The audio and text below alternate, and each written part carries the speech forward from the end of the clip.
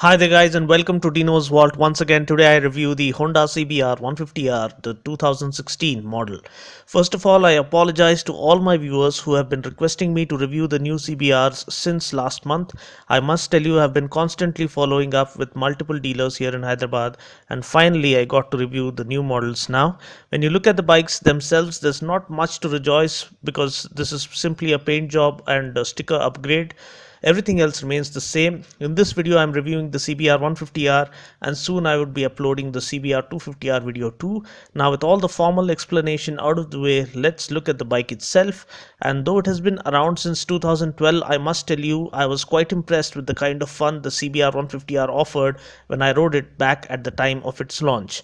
After loyal Honda fans patiently waiting it out for a worthy competitor to the R15, this bike was offered by Honda and it came out well equipped to take on the reigning king of the segment. However, over the years, the bike seems to have been doing decent volumes despite the Duke 200 taking the entry-level performance segment by storm. In between, there were several rumors that the CBR 150R would at least get a dual headlamp setup during its upgrade. Well, sadly, this is what we get for now. Now, taking a look at its design, fully fed bikes usually win over street nakeds when it comes to visual appeal, and this bike doesn't look outdated despite not getting new design elements. The new paint scheme and decal job have come out really well because they do lend the bike a more striking and more promising look. This new 2016 variant is available in three colors: red and black, green and black, and the one I'm featuring in this video, the blue and black variant. The headlamp setup is similar to that of its elder sibling, the CBR250R. In fact, the entire design is similar to that of the CBR250R, and the headlamp setup for both the models is actually inspired by that of the VFR 1200F. The headlamp setup looks quite good from up front and it gives the bike a nice and distinctive look in this segment. The windshield is well angled and does help in fending off wind blasts to a great extent. Coming to the profile, the tank looks well sculpted with well edged out knee recesses to tuck your knees in and grip the tank properly. The full fairing is very neatly laid out. The fit and finish and overall build quality is on par with what is expected from a Honda. I really love the blue and black paint scheme variant, and the decal work has come out amazingly well to give the bike an eye-catchy appearance. The side and rear panels are well designed to give the bike a sleek profile. The chunky exhaust and the sleeker tail section are slightly lifted up and angled upwards to assist in aerodynamics. At the back, the tail lamp looks decent and goes well with the rest of the design of the bike. The seats are very comfortably laid out for both the rider as well as the pillion when compared to that of the R15 version 2.0, but Yamaha now also offers the R15S, which comes with a comfortable unibody seat, so I guess it's all even Steven now. The switchgear is a major disappointment. We don't get an engine kill switch and no high beam flasher either. Talking about the instrument cluster, we get an analog tachometer. The digital display contains the speedometer, odometer, trip meter, fuel gauge, engine temperature gauge, and a clock. Coming to the engine specs, this is where the CBR really shines through. We get a liquid cooled 4-stroke, 4-valve, fuel injected 149.4cc engine that puts out a maximum power of 18.5 PS at 10,500 rpm and 12.66 Newton meters of torque at 8,500 rpm. Now add to this a flawless 6-speed gearbox and you get an absolute cracker of a bike.